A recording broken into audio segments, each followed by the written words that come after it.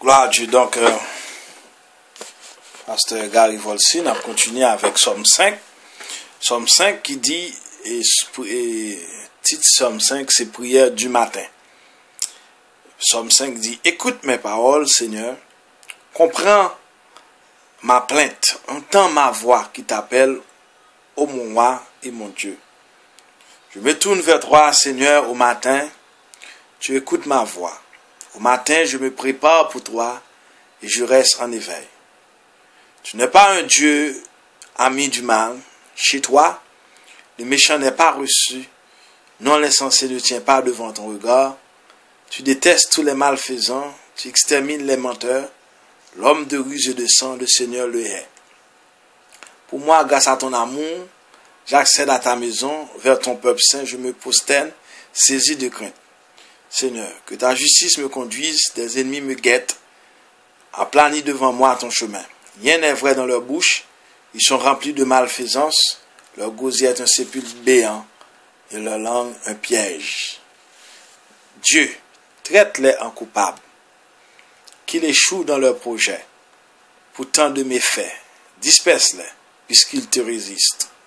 Allégresse pour qu'ils s'abritent en toi, joie éternelle. Tu les protèges, pour toi ils exultent, ceux qui aiment ton nom. Toi, Seigneur, tu bénis le juste, du bouclier de ta faveur, tu le couvres. Somme 105,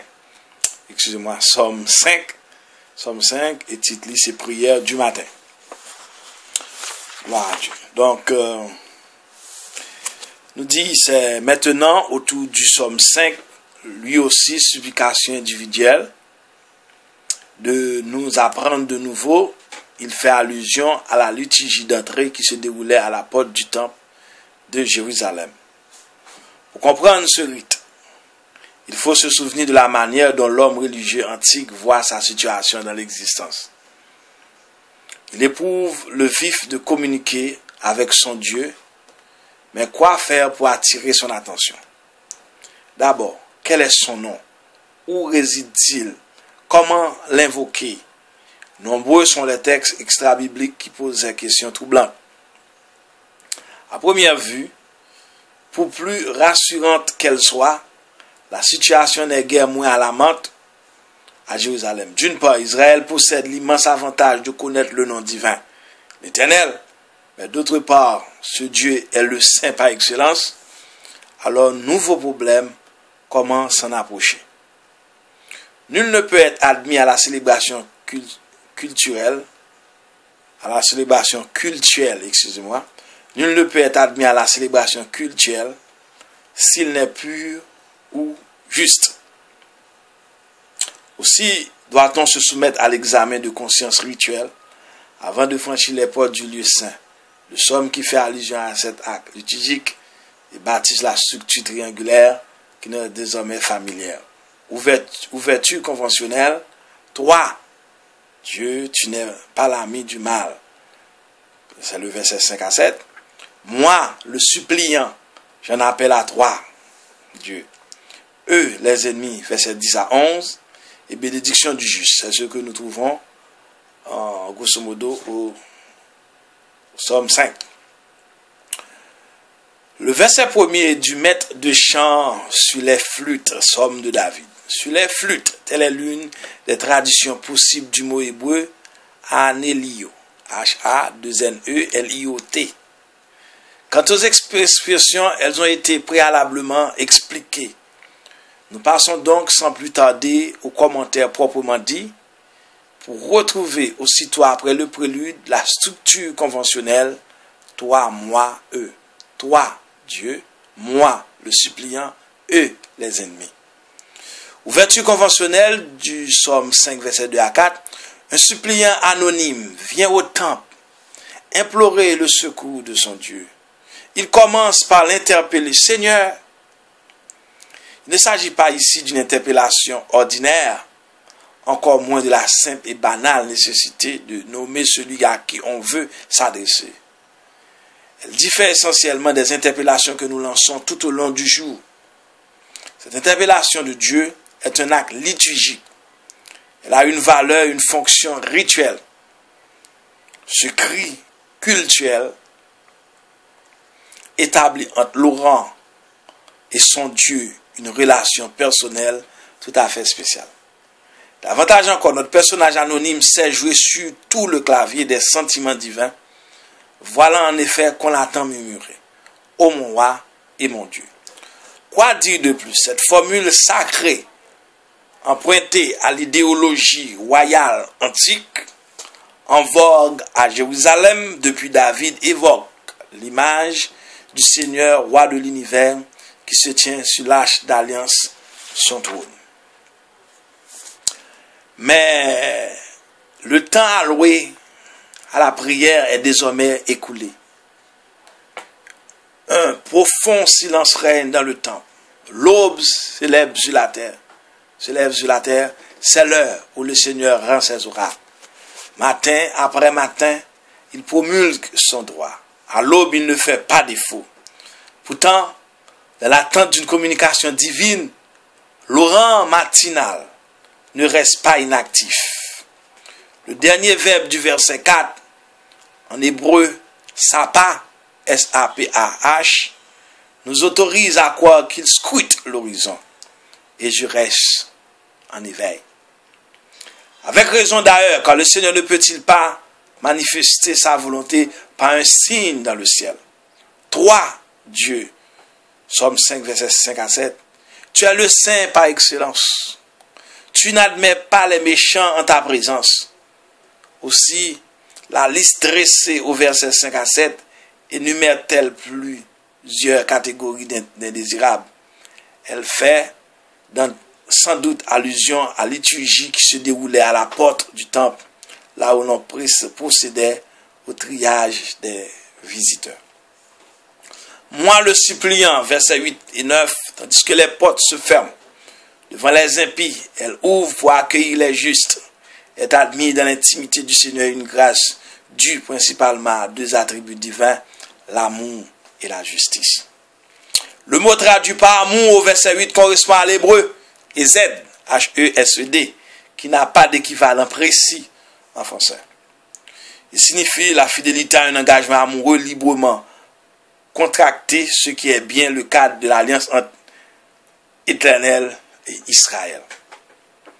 Quant à la justice au verset 9, elle ne désigne pas uniquement la justice proprement dite, elle évoque avant tout l'amour du Seigneur sans cesse pour occuper du salut de ses enfants.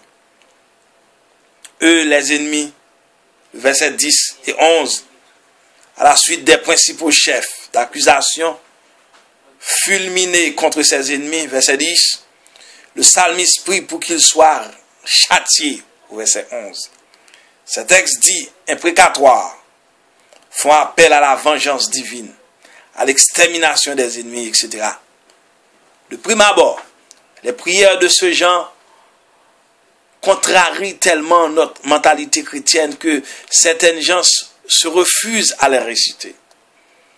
Les commentateurs, au contraire, considèrent qu'elles font partie intégrante de la Bible divinement inspirée et justifient leur point de vue. 1. Hier comme aujourd'hui, Dieu prend les hommes tels qu'ils sont et les aide à devenir meilleurs progressivement. 2. Selon les pères de l'Église, il serait absurde de blâmer les auteurs des textes imprécatoires, vivant à l'époque où l'on ignorait les sanctions d'outre-tombe. Ils travaillaient au triomphe de la justice avec des âmes connues de leur temps, les paroles dures. 3.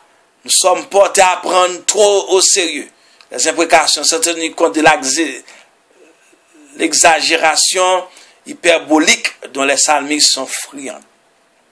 4. Comparé à la loi du talion, les imprécations marquent un immense progrès moral. On laisse à Dieu l'exercice de la justice. 5. S'abstenir de prononcer les imprécations, c'est enlever du sautier un élément pédagogique important, c'est faire preuve de pruderie, de fausse décence. Sainte Thérèse de Lisieux réagissait autrement. L'accusait-on faussement. Elle offrait à Dieu à la peine qu'elle éprouvait. Ensuite, elle s'humiliait à la pensée qu'elle aurait pu commettre la faute en question. bénédiction du juste, les versets 12 et 13 du psaume 5, ces derniers versets ont pu être ajoutés postérieurement en guise de bénédiction. Quoi qu'il en soit, il énonce l'un des préceptes de l'enseignement traditionnel: Dieu récompense les bons des ici-bas. On connaît bien sa contrepartie: il punit les méchants également en ce monde-ci. Le refus de l'auteur de Job est d'accepter cette conception simpliste. La rétribution a préparé la voie à la révélation ultérieure. On peut en dire autant des auteurs des psaumes 37, 49, 73 que nous trouvons plus loin.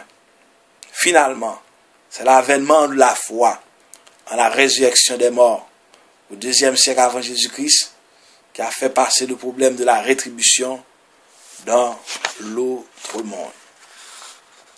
Donc, bien aimé, le psaume 5, prière du matin. Écoute mes paroles, Seigneur. Comprends ma plainte. Entends ma voix qui t'appelle, ô roi et mon Dieu.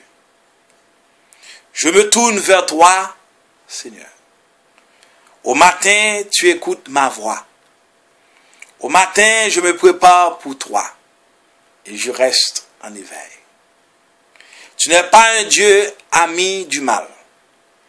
Chez toi, le méchant n'est pas reçu. Non, l'insensé ne tient pas devant ton regard. Tu détestes les malfaisants. Tu extermines les menteurs. L'homme de ruse et de sang, le Seigneur le hait. Pour moi, grâce à ton amour, j'accède à ta maison. Vers ton temple saint, je me prosterne, saisi de crainte. Seigneur, que ta justice me conduise. Les ennemis me guettent. Aplanis devant moi ton chemin. Rien n'est vrai dans leur bouche. Ils sont remplis de malveillance. Leur gosier est un sépulcre béant. Et leur langue un piège. Dieu traite-les en coupables. Qu'ils échouent dans leurs projets. Pour tant de méfaits, disperse-les, puisqu'ils te résistent. Allégresse pour qu'ils s'abritent en toi, joie éternelle. Tu les protèges. Pour toi, il exulte ceux qui aiment ton nom. Toi, Seigneur, tu bénis le juste, tu procures de ta faveur, tu le couvres. Psaume 5, intitulé Prière du matin. Donc, pour notre ouverture conventionnelle, c'est 3. Dieu, tu n'es pas l'ami du mal. C'est ce qu'on a trouvé au verset 5 à 7. Moi, le suppléant, j'appelle à toi, Dieu. Verset 8 et 9. Eux, les ennemis. Verset 10 et 11. Et bénédiction du juste. Verset 12. Que Dieu vous bénisse. À très bientôt pour le psaume 6. Amen. Donc, c'était Gary, pasteur Gary Volsi de Montréal, Québec, Canada. Le numéro pour me rejoindre, c'est le 438-792-4618. Et mon email, c'est Gary, G-A-R-Y, Volsi, V-O-L-C-Y, à commercial yahoo.com. Que Dieu vous bénisse, à très bientôt pour le psaume 6, intitulé Imploration dans l'épreuve. Amen, amen et amen.